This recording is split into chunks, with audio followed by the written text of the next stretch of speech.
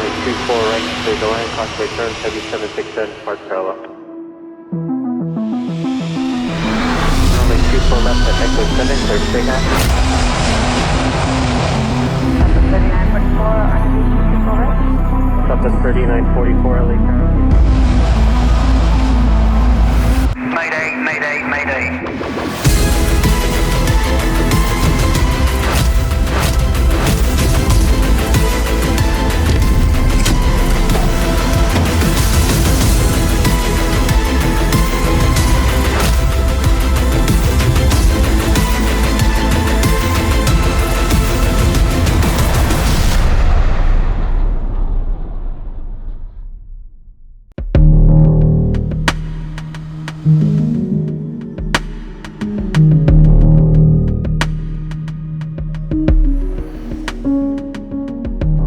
It was 7:30 on the evening of November 5th, 1997, when the crew of a Virgin Atlantic Airbus A340 reported for duty at Los Angeles International Airport. Around the same time, 98 passengers were arriving at the airport and checking in their bags for the long journey to London Heathrow. The aircraft they were flying on was a 4-year-old Airbus A340-300. The A340 was a modern aircraft with an excellent safety record. Operating as Flight 24, this aircraft would fly through the night, across the North American continent, and out over the Atlantic Ocean before touching down in the UK the next afternoon. The flight was scheduled to take about 10.5 hours.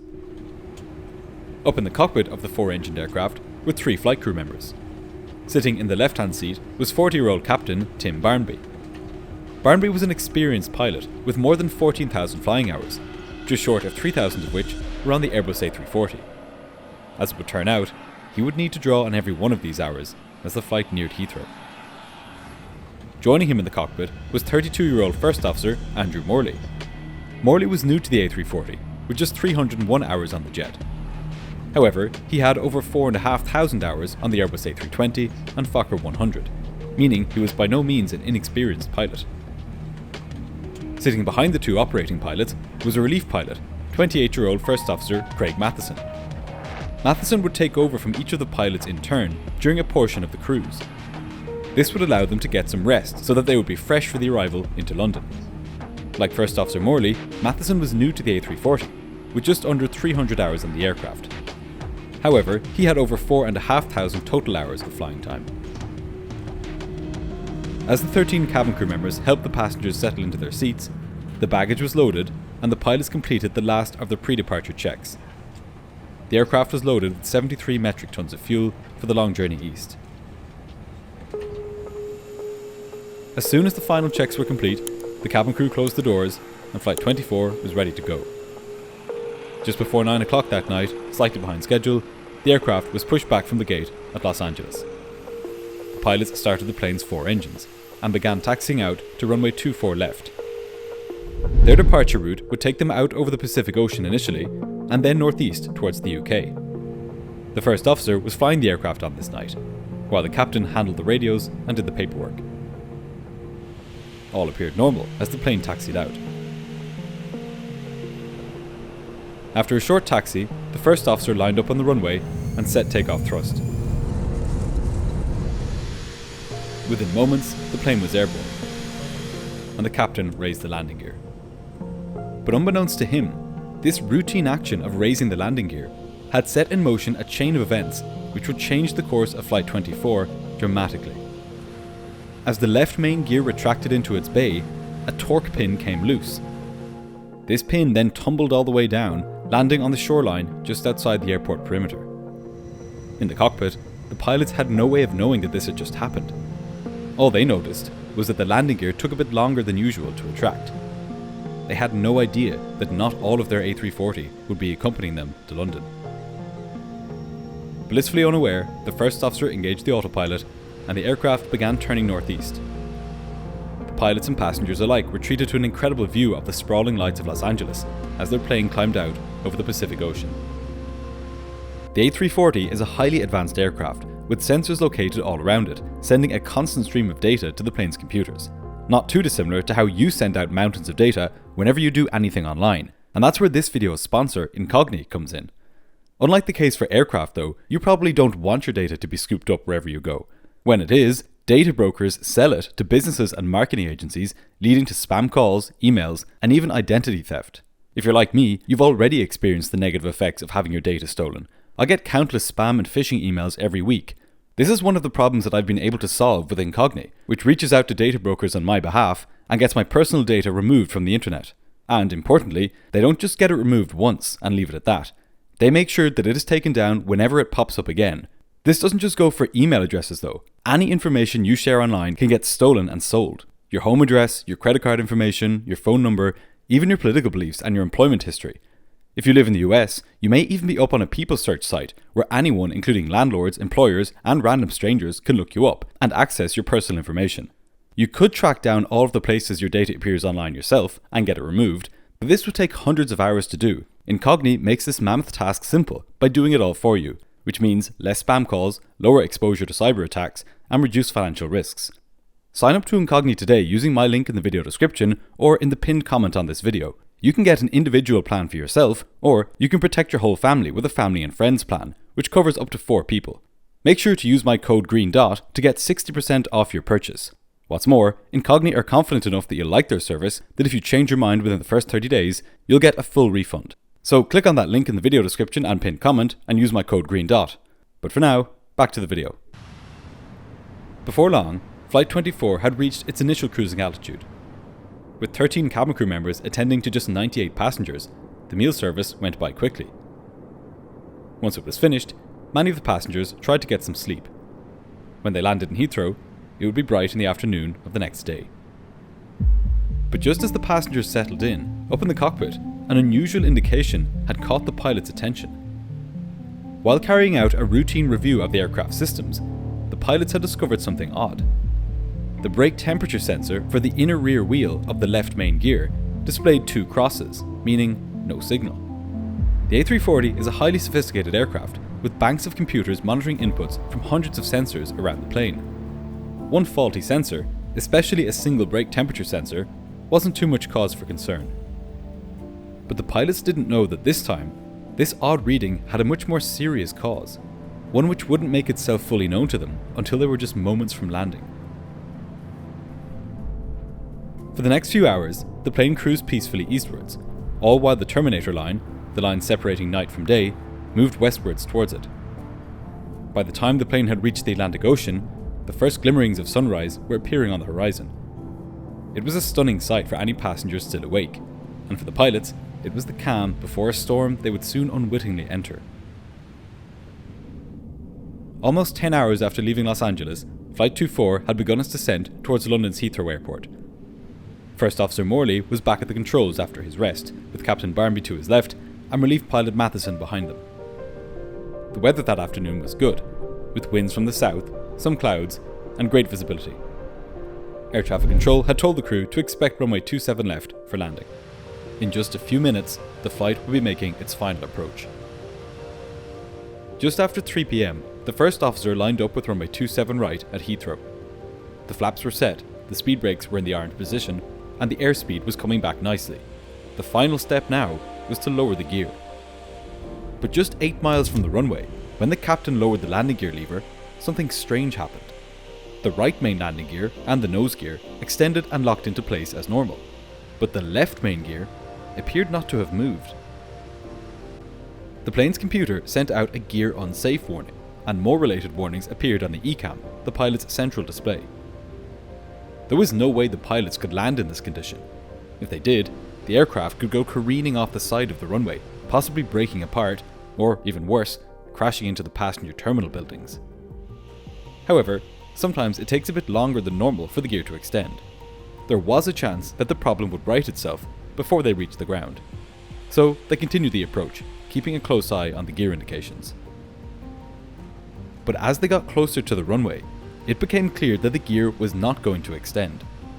As they descended through 1,400 feet, the first officer raised the landing gear, and shortly after, put the plane into a climb. The captain informed the tower controller that the flight was carrying out a missed approach.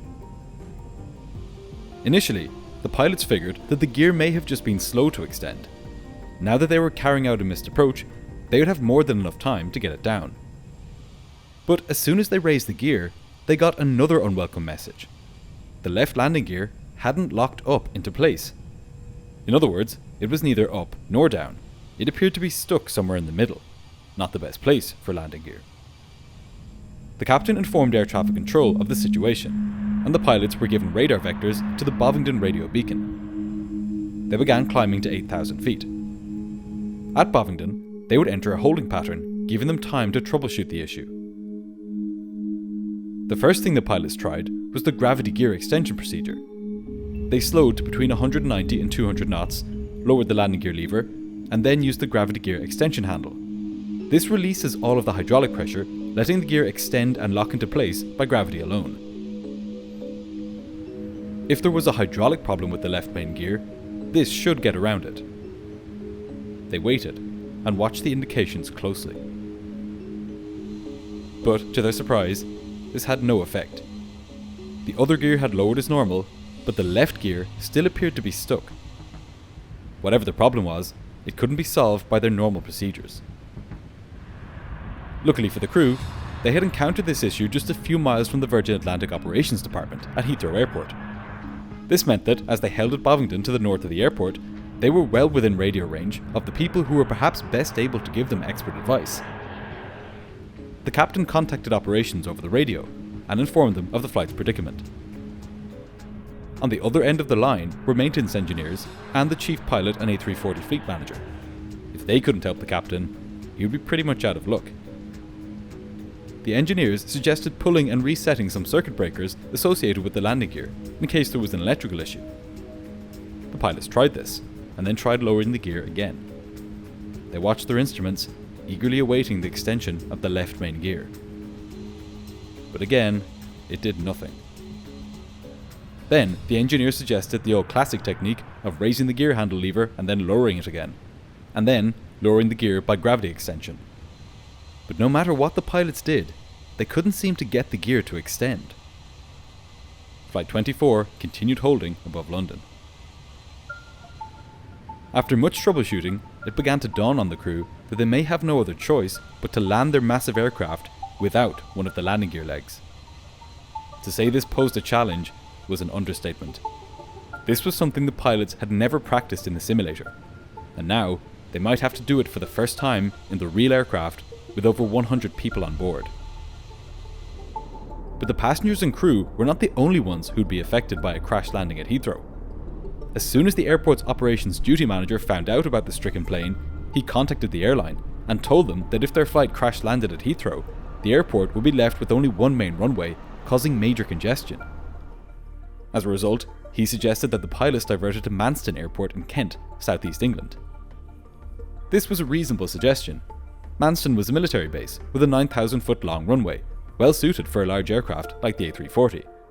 The airport had fire rescue services, and they'd be ready for Flight 24's arrival if the captain did decide to divert there. But unfortunately, time was not on the captain's side. As the 4-engine plane flew around the hold at 8,000 feet, it was burning fuel quickly. If the captain was going to divert, he would need to make this decision soon. The plane had only 1 hour of fuel remaining. But before doing anything as potentially catastrophic as landing without one of the main gear, the captain wanted to be absolutely certain that it even had a problem to begin with. After all, it was possible that there was nothing wrong with the gear at all, and that faulty sensors were the cause of all the indications. From their position in the cockpit, the pilots had no way of knowing for sure what the issue was. What they needed was for somebody on the ground to tell them. So, the captain asked air traffic control if he could do something that very few pilots will ever get to attempt at a busy airport like London Heathrow. He asked for a low-level approach to runway 27 right, followed by a flyby of the control tower right over the centre of the airport. This way, controllers could verify the status of the landing gear. This manoeuvre was approved by air traffic control. The captain informed the passengers and flight attendants of his plan. When they saw the terminals of Heathrow Airport going by right outside their windows, they were not to be concerned. Within a few minutes, the captain had lined up with the runway. He was now acting as pilot flying, with the first officer acting as pilot monitoring, and the relief pilot helping out with procedures and checklists. It was a busy few minutes as the aircraft neared the runway. an engineer from the airline had raced to the tower so that he would be ready to check the landing gear when the plane passed overhead. With the aircraft barely 300 feet above the ground, only slightly more than the wingspan of the A340, the captain banked to the left and headed directly towards the control tower at Heathrow. As he neared the centre of the airport, he banked to the right, giving those in the tower a clear view of the left main gear and belly of the A340. The engineer standing in the control tower determined that the left gear was partially extended, and he described it to the crew of Flight 24 as hanging in the bay. This was not good news, but the pilots weren't expecting much better. Now with the true state of the gear known, the captain began climbing and turning back northeast. Eager to get the gear fully down for a safe landing, the crew wanted to spend a few more minutes troubleshooting before attempting another approach. And this time, given that they had already exhausted their checklists, the airline's A340 fleet manager suggested over the radio that they try something a little unorthodox. He proposed that the pilots come back around for another approach, but rather than trying to land, they should touch down on the right main gear in an effort to bump the left landing gear down. The idea here was that this may shake free whatever was preventing the left gear from extending. This was a risky manoeuvre. In order for it to have any chance of working, the pilots would need to come down quite hard. But at the same time, they couldn't come down so hard that they would break the only good landing gear they had left. On top of this, there was also the chance that upon touching down on the right hand side, the plane would just tilt over to the left and come crashing down, skidding off the runway. The pilots were tempted. Landing without the left main gear was fraught with danger. If they had any chance of lowering it, they would take it. As they discussed this possibility with each other, the low fuel warning came on in the cockpit. On top of all the other pressures they were facing, they now had the issue of time to contend with. They had to make the right decision, and they had to make it fast. On top of the other dangers inherent in the attempt to bump the landing gear free on the runway, even if it did work, the pilots would still have to come back around and land again once they had freed the gear. The extra fuel required for this was a luxury the pilots simply didn't have at this point. And after already being on duty for 12 hours through the night, the pilots themselves were now low on mental fuel too. With all of this in mind, the captain decided that the next approach they would do would be their final one. And to keep things familiar, he decided that he'd be landing at London Heathrow, not Manston. The emergency vehicles at Heathrow got ready as Flight 24 began preparations for its final approach. Still trying to think of any last-minute solutions to the gear problem, maintenance personnel at Virgin Atlantic came up with another idea. Rather than using G-forces on the ground to free the gear, what if the pilots used them in the air? They asked the captain to try what would be a rather uncomfortable and frightening manoeuvre for the passengers: to put the plane in a steep turn and keep pulling back on the side stick in order to induce enough G-forces to pull the landing gear down. This was like a gravity gear extension, but with more gravity. Again, it wasn't in the procedures, but it made sense, and the captain figured that it was worth a shot. He put the plane in a steep turn with as much as 50 degrees angle of bank, so steep that it was closer to being on its side than straight and level. With the high workload the pilots were under at this point, they hadn't warned the passengers that they were going to do this beforehand. As they felt the plane turn sharply and got pushed into their seats by the powerful G-forces, many of the passengers became nervous. During the turn, they weighed 1.5 times their normal weight. As the captain banked low over London, the pilots watched their instruments carefully. This really was a last-ditch effort to get the gear down. The seconds ticked on, but as they did, the indications didn't change. Even weighing 1.5 times their normal weight wasn't enough to pull the gear down. There was no denying it now. This would be an emergency landing. Coming up to 10 minutes past 4 that afternoon, the crew declared a mayday to air traffic control. All departing aircraft were stopped, arriving aircraft were put into holding patterns, and the runways and taxiways were cleared of aircraft and vehicles. The airport fire trucks now began racing towards the runway, and were given permission to enter it once the A340 had touched down. Everybody on the ground was preparing for the worst. Now, more low fuel warnings began appearing in the cockpit. The pilots really did have to land as soon as possible. But still, there was another consideration to make. There was a 13-knot crosswind from the south. Because the plane's vertical stabilizer acts like a weather vane, the aircraft tends to point into the wind. If the pilots landed on runway 27 right and lost control, there was a chance they would go off the runway to the left and crash into the passenger terminal buildings at Heathrow. The safer option, therefore, was to land on runway 27 left. That way, if they went off the side of the runway, they were less likely to crash into occupied buildings. With that in mind, the pilots began setting up to land on runway 27 left at Heathrow. To further increase their chances of staying on the runway, the fleet manager suggested to the pilots that they land on the right-hand side of the runway. This way, when the aircraft swung to the left after touchdown, it would have much more runway to eat into before going off the side. This assistance from people on the ground was crucial, as even the augmented crew of 3 in the cockpit was struggling to keep up with the intense workload as they configured the plane for landing. It was an extremely busy environment, with constant communication within the cockpit and between the cockpit and air traffic control, the airline, and the cabin crew. The pilots were functioning well together as a team, with the captain flying the aircraft, the first officer assisting with communications with air traffic control and the company, while the relief pilot helped find information in manuals and kept the cabin crew informed of the situation. To give them more time to run their checklists, the captain asked air traffic control for a 360-degree turn, which was granted. The pilots retracted the landing gear once more and went through the checklist from the top to ensure that nothing had been overlooked. They also told the cabin crew to prepare for an emergency landing and possible evacuation. These were the final crucial few minutes when the pilots still had the aircraft under control. They would need to do everything they could to maximize their chances of a successful outcome now. When they got on the ground, there would be very little they could do. At this point, nearing the approach path for the runway, the pilots reviewed the checklist for landing with abnormal gear. And here, they would meet one of the more important considerations they would have to make. As it turned out, the pilots didn't agree with the instructions given in the checklist. It told them to shut down all of the engines just before touchdown. The reason for this was clear. The engines would pose a serious fire risk once they began scraping along the ground. But the pilots knew that there was more to think about than just the risk of fire. The engines supply hydraulic power to the flight controls. If the pilots shut them down when they landed, they would have very little control over the aircraft. They would essentially become passengers in their own airplane as it scraped and skidded along the runway.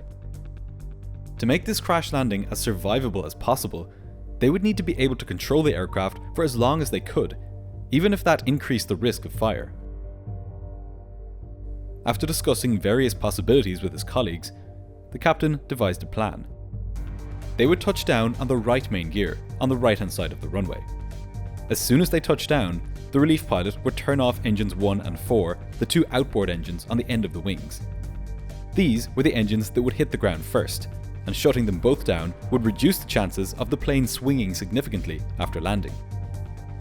By keeping engines 2 and 3 running, the plane would retain hydraulic power, which would allow the captain to control it using his side stick. He would use this control to hold the left wing in the air for as long as possible, keeping the engines off the runway. Then, when the aircraft had slowed down to the point that the wing could no longer stay in the air, the pilots would shut down the remaining engine on the left-hand side, followed shortly after by the inboard engine on the right-hand side. This careful, progressive shutdown of the aircraft's power plants was aimed at balancing the risk of fire with the need to maintain control of the plane for as long as possible on the ground. This was the plan anyway. Whether it actually worked as they zoomed along the runway at over 130 knots or 240 kilometers an hour was another question entirely. The fact was that the crew had now become test pilots and their passengers unwitting guinea pigs. Finally, the captain turned to line up for runway 27 left. In a few moments, he would see if his bet on the landing technique would pay off. Descending through 1,000 feet, the pilots warned the flight attendants and passengers that landing was imminent. Tension was high. There was nothing the crew could do now but action their plan. and hope for the best. Just 200 feet above the ground, the pilots gave the order to brace. The flight attendants repeatedly shouted to the passengers to adopt the brace position as the aircraft neared the runway. This was the moment of truth. The captain kept the plane heading for the right-hand side of the runway. Sitting behind him, with an overview of the cockpit, the relief pilot readied himself to shut down engines 1 and 4 on touchdown. Finally, the right main gear touched the ground. The relief pilot cut engines 1 and 4 immediately. The captain held the left wing up, but he went a bit too far, and the outboard engine on the right-hand side scraped along the runway, sending sparks flying. The passengers held on tight as the aircraft swung and shuddered violently. Fire crews began racing towards the plane, chasing it as it half flew, half drove down the runway. As the plane slowed down, it became harder and harder for the captain to hold the left wing in the air. He knew he would now need to bring it down. He slowly released pressure on the side stick and ordered for the inboard engine on the left-hand side to be shut down, which the relief pilot did. The left engines touched the ground, producing a trail of sparks and smoke along the runway. The captain began braking and then ordered the shutdown of the number 3 engine. The aircraft skidded to the left, and the captain pushed his right rudder fully to the stop, trying desperately to keep it from veering off the runway. This skidding put major stress on the right main wheels, causing the tyres to burst. Finally, after a harrowing ordeal, the aircraft came to a halt on the runway. Incredibly, everybody on board was safe, with nobody sustaining even minor injuries during the landing. Within 3 minutes of touching down, all of the 114 passengers and crew had evacuated. Captain Barnaby's technique for landing the aircraft and shutting down the engines had proven so successful that Airbus adopted it as their official procedure after the incident. As for the cause of the gear trouble in the first place, investigators were not able to determine the exact failure sequence, as the gear assembly was missing crucial parts. However, it was clear that the pin which came loose and was found on the shore of the Pacific Ocean back at Los Angeles had been subject to higher loads than anticipated by Airbus during its life, and therefore that the assembly which it was part of would need to be redesigned. Nothing the pilots could have done during the flight would have been able to free the gear. Airbus have since redesigned this part, making jammed landing gear much less likely in future. On top of this, the changes they made to the checklists and to the quick reference handbook have meant that crews are now better equipped to deal with these problems when they do occur. This was an incident which could have ended up much worse, were it not for the calm, methodical approach demonstrated by the flight crew, the help they got from those on the ground, and the willingness of everybody on board to think outside the box to accomplish a safe landing.